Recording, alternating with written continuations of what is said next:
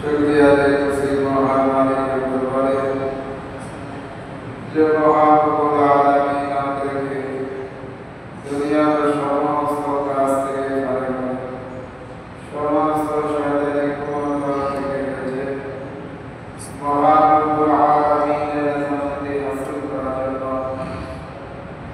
আল্লাহর মসজিদে আমরা বসে দ্বীনি কথা কিছু আলোচনা করার অনুষ্ঠানের তৌফিক দান করলেন। সে মহান রব্বুল আলামিনের দরবারে কালিমাতুল শুকর জাওয়াজি শুকর আদায় করি বলি আলহামদুলিল্লাহ।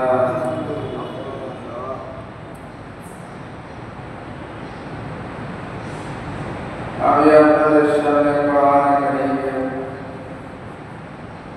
ছোট একটা আয়াত কারীমা তিলাওয়াত করেছি। তিলাওয়াতকৃত আয়াতকে সামনে রেখে অধিক অল্প সময় কিছু গুরুত্বপূর্ণ পরামর্শ রাখি। আল্লাহ তাআলা বলনে वाला सुनने वाला আমাদের সকলকে আমল নিয়তে বলার শোনার তৌফিক দান করেন বলেন আমিন। হযরত ইব্রাহিম আলাইহিস সালাতু ওয়াস সালাম তিনি হলেন আল্লাহর খলিল, আল্লাহর বন্ধু। আল্লাহ তাআলা বন্ধু হিসাবে খলিল হিসাবে ইব্রাহিম আলাইহিস সালাতু ওয়াস সালামকে কতগুলো পরীক্ষা করেছিলেন। পরীক্ষার মাধ্যমে খাঁটি বন্ধু চেনা যায়। পরীক্ষার মাধ্যমে খাঁটি বন্ধু চেনা যায়। অবশ্য যে খাঁটি বন্ধু সে অবশ্যই বন্ধুর জন্য নিজেকে পরীক্ষার মুখোমুখি করে, কারণ বন্ধুর সন্তুষ্টির জন্য নিজের সব কিছু বিসর্জন দেওয়া তার কাছে চরম সুখের বা আনন্দের হয়ে যায়। অনেক সময় দেখা যায় যে বন্ধু বন্ধুর জন্য নিজের আরাম আয়েশ ঘুম খাবার স্ত্রী পরিবার পরিজন সব বাদ দিয়ে বন্ধুর নিবেদিত প্রাণ হয়ে যায়, বন্ধুর জন্য দৌড়ায়। এরকম অনেক লোক আছে। কেন দৌড়ায়? যে বন্ধু বিপদে পড়ছে তো ওই বন্ধুর প্রতি তার যে ভালোবাসা মহব্বত, এটা গভীর ভালোবাসা মহব্বত না হলে হয় না।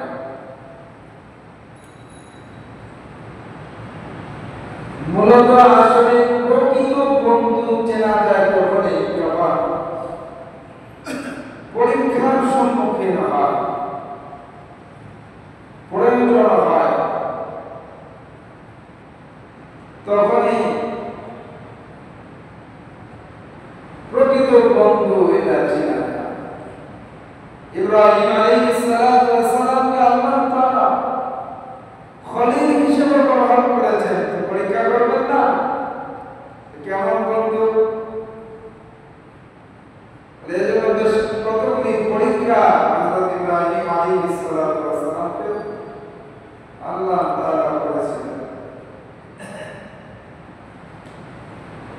এই ব্যাপারে আল্লাহ রাব্বুল আলামিন কোরআন কারীমের মধ্যে বলেছেন, وَإِذِ ابْتَلَى إِبْرَاهِيمَ رَبُّهُ بِكَلِمَاتٍ فَأَتَمَّهُنَّ। আল্লাহ তাআলা বলেন যে স্মরণ করো যখন ইব্রাহিম আলাইহিস সালাতু ওয়াস সালামকে আল্লাহ তাআলা কয়েকটি বিষয়ে পরীক্ষা করলেন, আর তিনি সবগুলি পরীক্ষা তিনি পূরণ করেছেন। এক নম্বর পরীক্ষা, নিজ সম্প্রদায়ের সাথে সম্পর্ক ছিন্ন করা, নিজের গোত্রের নিজের এলাকার বাসীদের কাছ থেকে সম্পর্ক ছিন্ন করা, এটা এক নম্বর পরীক্ষা।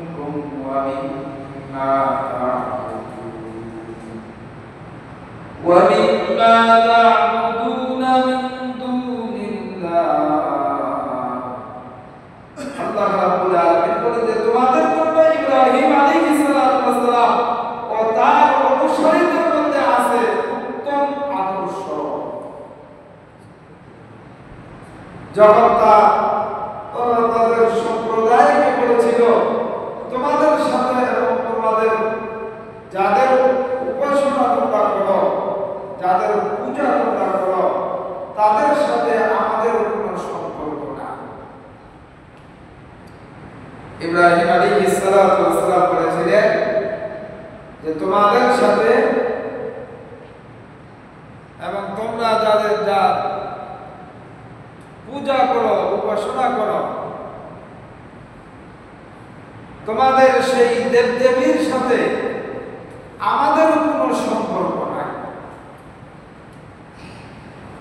সূরা মারইয়ামের 48 নম্বর আয়াতে আল্লাহ রাব্বুল আলামিন বলেন, ওয়া আ'তাযিলু ওয়া আ'তাযিলুকুম ওয়া মা তাদউনা মিন দুনিল্লাহ ওয়া আদ'উ রাব্বি আসা আল্লা আকুনা বিদুআই রাব্বি শাকিয়া। ইব্রাহিম আলাইহিস সালাতু ওয়াস সালাম বলেন, আর আমি পরিত্যাগ করছি তোমাদের ও আল্লাহ ছাড়া তোমরা যাদের উপাসনা করো, যাদের পূজা করো, তাদের এবং আমি আমার রবের ইবাদত করব। আশা করি আমার রবের ইবাদত করে বিফলে আমি যাব না। আমার রব আমাকে বিফল করবেন না, বিফলগামী হিসেবে আমাকে আমার রব পরিচালনা করবেন। আমি যে ইবাদত করব, আমার এই ইবাদত আমার রবের যে আমি ইবাদত করব, এই ইবাদত বিফল যাবে না।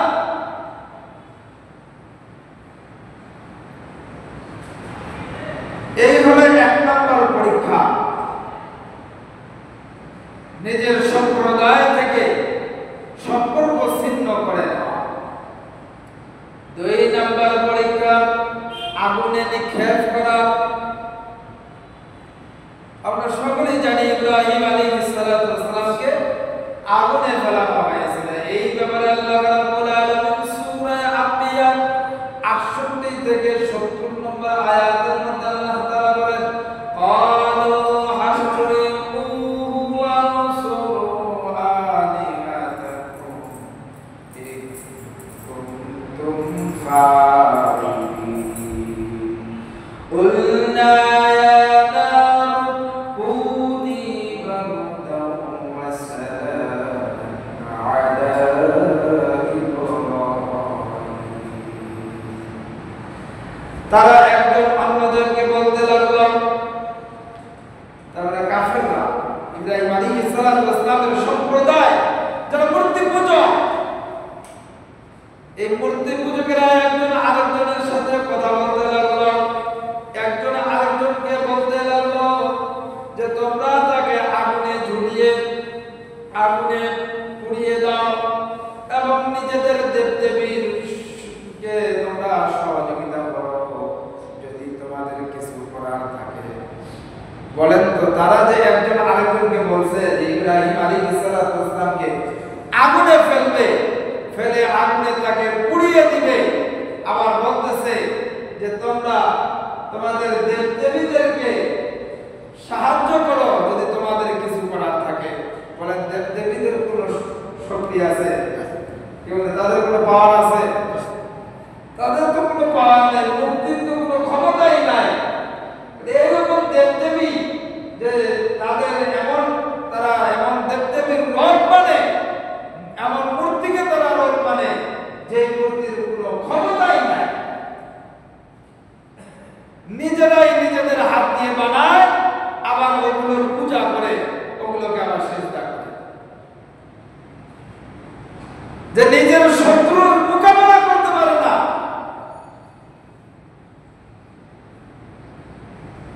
তার আবার কি ক্ষমতা আছে? সুতরাং তারা ইব্রাহিম আলাইহিস সালাতু ওয়াস সালামকে আগুনে নিক্ষেপ করল। সিদ্ধান্ত অনুযায়ী আল্লাহর খলিল ইব্রাহিমকে আগুনে ফেলল এবং আল্লাহ তাআলা ঘোষণা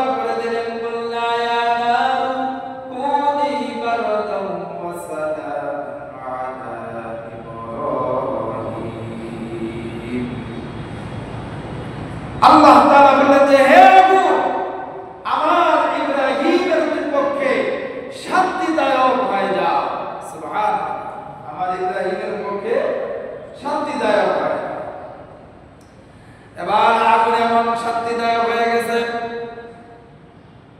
নমরুদ আর তার বাহিনী দেখে ইব্রাহিম আগুনের মধ্যে রাজাদারের মতো সে বসে আছে, খুব আরামে আগুনের মধ্যে বসে আছে। ফেরাউনের যে বাহিনী, তাদের মাথা খারাপ হয়ে গেছে যে কি ব্যাপার, আগুনের ভিতরে কিভাবে মানুষ বসে থাকতে পারে। তার মানে বলে আগুন তো ফেরাউনের কথা শুনে না, আগুন শুনে কার কথা? যারা বলে কার কথা? আগুনের মালিক কে? আগুন সৃষ্টি করছেন কে? আল্লাহ সৃষ্টি করছেন। আল্লাহর সৃষ্টি তো আল্লাহর কথাই শুনে না, আগুন তো আল্লাহর কথা শুনে, ফেরাউনের কথা শুনে। আল্লাহ তাআলা ঘোষণা করে দিলেন, কুল্লা ইয়া নারু কুনি বারদান ওয়া সালামান আলা ইব্রাহিম। হে আগুন, আমার ইব্রাহিমের পক্ষে তুমি শান্তি দাও, ঠান্ডা হয়ে যাও। তো আগুন ইব্রাহিমের জন্য শান্তি দাও, ঠান্ডা হয়ে গেছে। এই হলো 2 নাম্বার পরীক্ষা। 3 নাম্বার পরীক্ষা হলো স্বদেশ ত্যাগ করা, মানে নিজের দেশ ত্যাগ করা, নিজের দেশ থেকে অন্য দেশে চলে যাওয়া। এই ব্যাপারে আল্লাহ রাব্বুল আলামিন বলেন, ওয়া ক্বালা ইন্নী যাহিবুন ইলা রাব্বি সায়াহদিন। আর ইব্রাহিম আলাইহিস সালাতু ওয়াস সালাম বললেন, আমি আমার রবের কাছে যাচ্ছি, তিনি অবশ্যই আমাকে পথ দেখাবেন। আমি আমার রবের দিকে যাচ্ছি, তিনি অবশ্যই আমাকে পথ দেখাবেন। ইন্নী সাইলা রাব্বি সায়াহদিন, তিনি আমাকে অবশ্যই পথ দেখাবেন। এই ব্যাপারে সূরা সাফাতের 99 আয়াতের মধ্যে আল্লাহ রাব্বুল আলামিন স্পষ্টভাবে বলেছেন, ইব্রাহিম আলাইহিস সালাতু ওয়াস সালাম বলেন, আমার সম্প্রদায় থেকে, আমার দেশ থেকে যখন আমি হিজরত করলাম, হিজরতের মাধ্যমে আমি প্রতিজ্ঞা করলাম যে আমার এই হিজরতে আমার রব, আমার আল্লাহ আমাকে পথ দেখাবেন, তিনি আমাকে পথ হারা করবেন না। যারা আল্লাহর দিকে ঝুঁকে যায়, যারা আল্লাহর প্রিয় বান্দা হয়ে যায়, আল্লাহর বন্ধু হয়ে যায়, তো আল্লাহর বন্ধুদেরকে তো আল্লাহই রাস্তা দেখায়। এই জন্য সুপথ আল্লাহ তাআলা দেখায়।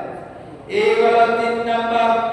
4 নাম্বার পরীক্ষা হলো স্ত্রী এবং দুধের শিশুকে, স্ত্রী এবং দুধের শিশুকে জনশূন্য, তরুলতাহীন, গাছপালাহীন মরুপ্রান্তরে রেখে আসা, এটা হলো 4 নাম্বার পরীক্ষা। এটা একটা পরীক্ষা ছিল। তার নিজের স্ত্রী এবং সন্তানকে, দুধের সন্তান ইসমাঈল ছিলেন, মরুপ্রান্তরে রেখে আসা। এই ব্যাপারে সূরা ইব্রাহিমের 37 নম্বর আয়াতে আল্লাহ তাআলা বলেন, রব্বানা ইন্নী আসকানতু মিন যুররিয়্যাতি বিওয়াদিন গায়রি যী যার'ইন 'ইনদা বাইতিকাল মুহাররাম রব্বানা লিয়ুকিমুস সালাতা ফাজ'আল আফইদাতাম মিনান নাস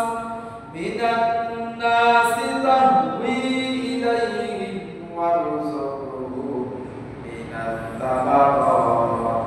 মিনাত তামারাতি লা'আল্লাহুম ইয়াশকুরুন।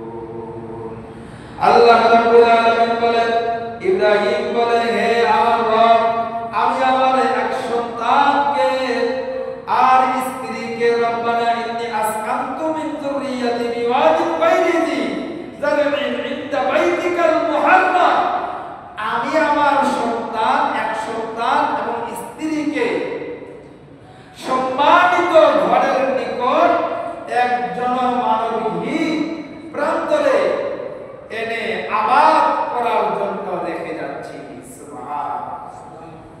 ইব্রাহিম আলাইহিস সালাতু ওয়াস সালাম আল্লাহ তাআলাকে বললেন যে, রব্বুল আলামিন, আমি আমার এক সন্তান এবং স্ত্রীকে তোমার সম্মানিত ঘরে, ওই ঘরের নিকটে এক জনমানবহীন প্রান্তরে এনে আবাদ করার জন্য রেখে যাচ্ছি। আমার রব তাআলা, অর্থাৎ সে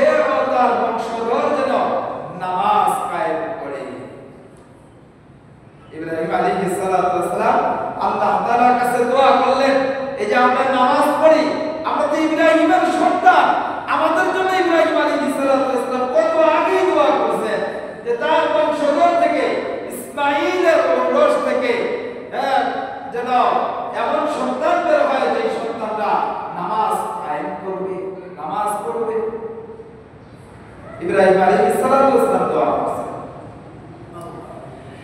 এরপরে 5 নাম্বার পরীক্ষা সন্তান কুরবানি করা।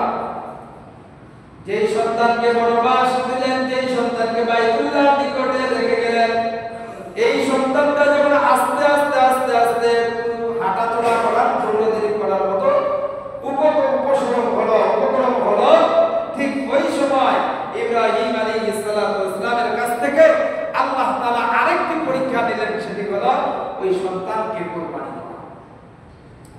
ইব্রাহিম আলাইহিস সালাম নিঃসন্তান ছিলেন, নিঃসন্তান জীবন কাটাচ্ছিলেন, একদম বার্ধক্যে উপনীত হয়ে গেছে। ঠিক ওই মুহূর্তে ইব্রাহিম আলাইহিস সালাম কে আল্লাহ তাআলা সন্তান দান করলেন। আল্লাহ তাআলা সূরা ইব্রাহিমের 39 নম্বর আয়াতে বলেন, আলহামদুলিল্লাহিল্লাযী ওয়াহাবানি আলাল কিবারি ইসমাঈল ওয়া ইসহাক ইন্না রাব্বী লাসামিউদ দুআ। আল্লাহ তাআলা ইব্রাহিম আলাইহিস সালামের দোয়া কবুল করে নিয়ে দুইটি সন্তান দিয়েছিলেন। একজনের নাম হলো ইসমাঈল, আরেকজনের নাম হলো ইসহাক। ইসমাঈল এবং ইসহাক, তবে ইসহাক এখনো জন্ম নেয় নাই, তখন ইসহাক জন্ম নেয়। প্রথম সন্তান ইসমাঈল। এই প্রথম সন্তানকে আল্লাহ তাআলা যখন ইব্রাহিম আলাইহিস সালামকে দিলেন, তো ইব্রাহিম আলাইহিস সালাম আল্লাহর প্রশংসা করলেন, আল্লাহর প্রশংসা করলেন এবং বৃদ্ধ বয়সে যে আল্লাহ তাআলা সন্তান দিলেন, আবার এই সন্তানকে জবাই করার জন্য কুরবানি করার নির্দেশ দিচ্ছেন। আচ্ছা বলেন তো, একটা বৃদ্ধ মানুষ সারা জীবন সে সন্তানহীন ভাবে কাটিয়েছে এবং বার্ধক্যে পড়ে যে মুহূর্তে একটা মাত্র সন্তান আল্লাহ দান করেছে, এই সন্তানকে কুরবানি করা এটা কত কষ্টের বিষয়। কিন্তু কষ্ট হলেও ইব্রাহিম আলাইহিস সালাম যে আল্লাহ তাআলার মহব্বত তার কলিজাটা ভরা, আল্লাহ তাআলার খলিল যে তিনি আল্লাহকে খুশি করার জন্য, আল্লাহর ভালোবাসা পাওয়ার জন্য শুধু এক সন্তান না, হাজারো সন্তান আল্লাহর রাস্তায় কুরবানি দিতে ইব্রাহিম আলাইহিস সালাম কুরবানি। কিন্তু এই বৃদ্ধ বয়সে বাবা কলিজার টুকরা একমাত্র সন্তান ইসলামকে, আল্লাহ তাআলা ইসমাঈলকে তখনও ইসহাক আলাইহিস সালাম জন্ম নেয় নাই। আল্লাহ তাআলার হুকুমে কুরবানি করার মতো কঠিন পরীক্ষা ইব্রাহিম আলাইহিস সালামের মাধ্যমে আল্লাহ তাআলা নিয়েছেন। ওই পরীক্ষায় ইব্রাহিম আলাইহিস সালাম 100তে 100 মার্ক পেয়ে সে উত্তীর্ণ হয়েছে। বলেন সুবহানাল্লাহ। পরীক্ষা হযরত ইব্রাহিম আলাইহিস সালাম এর সবগুলি পরীক্ষা থেকে আমাদের শিক্ষা হলো, ইব্রাহিম আলাইহিস সালামের পরীক্ষা এবং আল্লাহ তাআলার পক্ষ থেকে বিস্ময়কর সাহায্য ও পুরস্কারের ঘটনাবলী কোরআনে কারীমের মধ্যে আল্লাহ তাআলা বিস্তারিতভাবে উল্লেখ করেছেন। সবগুলি পুরো আলোচনা, পুরো ইতিহাস যদি সবগুলি একটা একটা করে পরীক্ষা যদি বলতে যাই তাহলে বহু সময়ের দরকার। সংক্ষিপ্ত শুধু আপনাদের সামনে মোটা দাগের কথাগুলি বললাম, হেডলাইনগুলো শুধু বললাম। এখন আসেন এই যে পরীক্ষাগুলোর ইতিহাস আল্লাহ তাআলা কোরআনে কারীমের মধ্যে কেন উল্লেখ করলেন, যেন এগুলো আমরা শুনে এবং কোরআনে কারীমের তেলাওয়াত করে করে, এগুলো পড়ে আল্লাহ তাআলার প্রেমের তৃষ্ণা আমাদের আত্মাকে যেন, আমাদের প্রাণে, আমাদের দিলের মধ্যে যেন আল্লাহ তাআলার প্রেমের তৃষ্ণা মিটানো যায়। এই জন্য আল্লাহ তাআলা ইব্রাহিম আলাইহিস সালাম যেমনি ভাবে আল্লাহর প্রেমে পড়ে, আল্লাহর ভালোবাসায় নিজের সমস্ত কিছু আল্লাহর রাস্তায় বিসর্জন দিয়ে দিয়েছেন, এমনকি নিজের কলিজার টুকরা সন্তানকে জবাই করার জন্য তিনি প্রস্তুত হয়ে গেছেন। জবাই করার জন্য ছুরি হাতে নিয়েছেন, জবাই করতেছেন, সরাই দিয়েছেন, ছুরি গলার মধ্যে চালিয়ে দিয়েছেন। আমার ভাইরা, এটা আল্লাহর মহব্বত কি পরিমাণ! ইব্রাহিম পরিমাণ ছিল, এই ঘটনাগুলো আল্লাহ তাআলা কোরআনে কারীমের মধ্যে বর্ণনা করেছেন। এই কারণে যে আল্লাহ তাআলার হুকুম যেমনি ভাবে ইব্রাহিম আলাইহিস সালাতু ওয়াস সালাম আল্লাহর হুকুমের সামনে নিজেকে কমপ্লিট ভাবে আত্মসমর্পণ করিয়ে নিজেকে খাঁটি মুসলিম হিসেবে পৃথিবীর মধ্যে বাস্তবায়ন করেছেন, দেখিয়ে দিয়েছেন, ঠিক তেমনি ভাবে কিয়ামতের আগ পর্যন্ত উম্মতে মুহাম্মদী পৃথিবীর মধ্যে আসবে, তারাও যেন এই ঘটনাগুলি পড়ে পড়ে পড়ে পড়ে শুনে শুনে শুনে শুনে তারা যেন আল্লাহর হুকুমের সামনে নিজেদের সব কিছুকে কুরবান করে দিতে পারে, নিজের সব কিছু যেন আল্লাহর রাস্তায় বিসর্জন দিতে পারে। ইব্রাহিমের জন্য বিসর্জন দিয়ে দুনিয়া এবং আখিরাতের কল্যাণ, দুনিয়া এবং আখিরাতের কামিয়াবি তারা যেন অর্জন করতে পারে। এই ইব্রাহিমের সন্তানরা যেন কিয়ামতের আগ পর্যন্ত ইব্রাহিমের সন্তানের জন্য যতগুলি আসবে সকলেই যেন ইব্রাহিম যেইভাবে তার সমস্ত কিছু আল্লাহর রাস্তায় বিসর্জন দিয়ে আল্লাহর সন্তুষ্টি অর্জন করেছেন, কল্যাণ অর্জন করেছেন, ঠিক তেমনি ভাবে ইব্রাহিমের সন্তানরা যেন তাদের জীবনের প্রত্যেকটা বিষয়, তাদের পুরো জীবনটাকে, জীবনের সবগুলি বিষয়কে যেন আল্লাহর হুকুমের উপরে যেন তারা কমপ্লিট ভাবে আত্মসমর্পণ করিয়ে দেয়। তারা যেন আল্লাহর হুকুমের সামনে নিজেদের মন চাহি জিন্দেগিতে যেন না চলে, আল্লাহ যেইভাবে আল্লাহ রাসূল যেভাবে চলতে বলেছে নিজের জীবনটাকে যেন সেইভাবে চালিয়ে দুনিয়া এবং আখিরাতে সে যেন কল্যাণ অর্জন করতে পারে। এটাই হচ্ছে ঈমান, এটাই হলো ঈমান, যে ঈমান দুনিয়া এবং আখিরাতের সর্বোচ্চ সফলতা নিয়ে আসবে, সর্বোচ্চ সফলতা। এজন্য আমরা যারা কুরবানি করব, যারা কুরবানি দিব, একমাত্র আল্লাহ তাআলার জন্যই দিব, আল্লাহ তাআলাকে খুশি করার জন্য দিব, আল্লাহ তাআলার প্রেমে দিব, আল্লাহর ভালোবাসা পাওয়ার জন্য দিব, আল্লাহর আযাবের ভয়ে, আল্লাহর রহমতের আশায়, জাহান্নামের আযাবের ভয়ে, আল্লাহর প্রেম আর মহব্বত পাওয়ার আশায় আমরা কিন্তু কুরবানি দেব। যদি আল্লাহর ভালোবাসায়, আল্লাহর জন্য যদি ইবাদত না হয় তাহলে ওই ইবাদত আল্লাহ তাআলার কাছে কবুল হয় না। সুনান নাসাই শরীফের 3140 নম্বর হাদিস, এই হাদিসের মধ্যে আল্লাহর নবী বলেন, ইন্নাল্লাহা লা ইয়াকবালু মিনাল আমালু ইল্লা মা কানা লাহু খালিসান ওয়া উতুবিয়া বিহি ওয়াজহুহু। আল্লাহ রাসূল সাল্লাল্লাহু আলাইহি ওয়াসাল্লাম বলেন, এক ব্যক্তি আল্লাহর নবীর কাছে এসে জিজ্ঞাসা করলেন, ওই ব্যক্তি সম্পর্কে আপনার কি ধারণা? যেই ব্যক্তি সওয়াবের আশায়, যেই ব্যক্তি সওয়াবের আশায় এবং সুখ্যাতির আশায়, সওয়াবের আশায় এবং প্রশংসা পাওয়ার আশায় আল্লাহর রাস্তায় জিহাদ করলো, এই ব্যক্তির ব্যাপারে ইয়া রাসূলুল্লাহ আপনার কি মত? আল্লাহর নবী বললেন, এই ব্যক্তির ব্যাপারে আমার মত হলো এই ব্যক্তি কিছুই পাবে না। সাহাবী আবারও জিজ্ঞাসা করলেন, আল্লাহর নবী আবার একই জবাব দিলেন, আবারও জিজ্ঞাসা করলেন, তিনবার জিজ্ঞাসা করেছেন। আল্লাহ রাসূল সাল্লাল্লাহু আলাইহি ওয়াসাল্লাম তিনবারই বলেছেন এই ব্যক্তি কিছুই পাবে না। এর কারণ কি? সওয়াবের আশা করে নাই, করছে তো? সওয়াবের আশা করছে না? সওয়াবের আশাও করছে, আবার ওই যে প্রশংসা পাওয়ার আশায় যে করছে, এই প্রশংসাই সওয়াবকে পুড়িয়ে জ্বালিয়ে ছাই করে দিয়েছে, শেষ করে দিয়েছে, পুরা নেক আমল।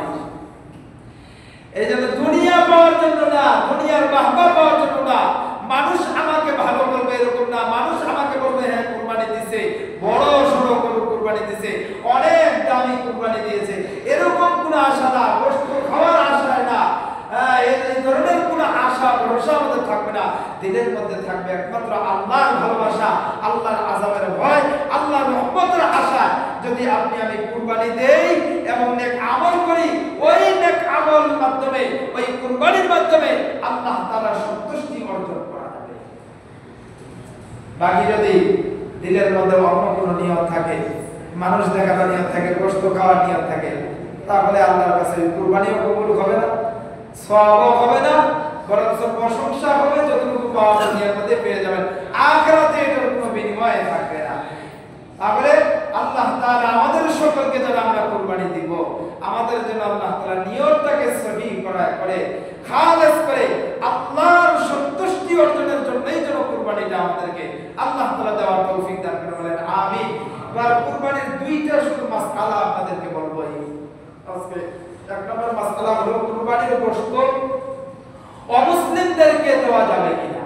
হ্যাঁ, কুরবানির গোশত অমুসলিমদেরকে আপনি দিতে পারবেন। হিন্দু, বৌদ্ধ, খ্রিস্টান যারা আছে এদেরকে আপনি দিতে পারবেন, এটা দেওয়া জায়েজ আছে। এরা যদি খাইতে চান তাহলে আপনি দিতে পারবেন। যেমন আমাদের অনেকেরই দোকানে, আমরা তো ব্যবসায়িক বেশিরভাগ, এখানে আমাদের দোকানের মধ্যে অনেক কর্মচারী আছে, হিন্দু আছে কিনা, এরা যদি খাইতে চায়, এরা যদি সাদরে গ্রহণ করে সন্তুষ্ট চিত্তে যদি নিতে চায় তাহলে এদেরকে দিবেন, দেওয়া যায় আছে, সমস্যা নেই। এরপর দুই নম্বর, কুরবানির গোশত কতদিন রাখা যাবে, এটা নিয়ে একটু ঝামেলা আমাদের আছে, যে কতদিন পর্যন্ত আমি কুরবানির গোশত রাখবো। যতদিন ইচ্ছা রাখতে পারবেন, শরীয়তের দৃষ্টিতে এর কোনো সমস্যা নেই। যতদিন ইচ্ছা আপনি রাখেন, 3 ভাগ করেন, ইচ্ছা করলে 1 ভাগ আপনি আপনার জন্য রাখেন, দ্বিতীয় ভাগ আত্মীয় স্বজন পাড়া প্রতিবেশীর জন্য রাখেন, তৃতীয় ভাগ গরিব ব্যক্তি মিসকিন যারা আছে এদেরকে আপনি ভাগ করে দেন। আপনার ভাগটা আপনি যতদিন ইচ্ছা রাখেন, কোনো সমস্যা নেই। আবার শরীয়তের দৃষ্টিতে এও সমস্যা নেই, পুরাটাই যদি আপনি আপনার পরিবার নিয়ে খেয়ে দিতে চান, খান, তাও কোনো সমস্যা নেই। কিন্তু উত্তম হলো নিজে খাওয়া, পরিবার পরিজন আত্মীয় স্বজন এতিম মিসকিন যারা আছে, যারা প্রতিবেশী আছে সকলকে দিয়ে একসাথে তারপরে খাওয়া, সকলকে দিয়ে খাওয়া। তার মানে আনন্দটা শুধু নিজেই উপভোগ করবো না, আমার মুসলিম ভাইও যেন আনন্দ উপভোগ করতে পারে। যে মুসলিম ভাই কুরবানি ওয়াজিব হয় নাই, দিতে পারে নাই, সেও যেন কুরবানির অংশে সেও যেন গ্রহণ করতে পারে, এটাতে যেন সেও সংযম থাকে। এই জন্য আমরা সকলকে দিয়েই খাওয়া, এটা হলো উত্তম, আমরা দিয়ে খাবো ইনশাআল্লাহ। আল্লাহ তাআলা আমাদের সকলকে সহিভাবে বুঝতে করে সহিভাবে আমল করার তৌফিক দান করেন। আরো যদি কোনো মাসআলা জিজ্ঞাসা করার প্রয়োজন হয় আপনারা জিজ্ঞাসা করুন, সময়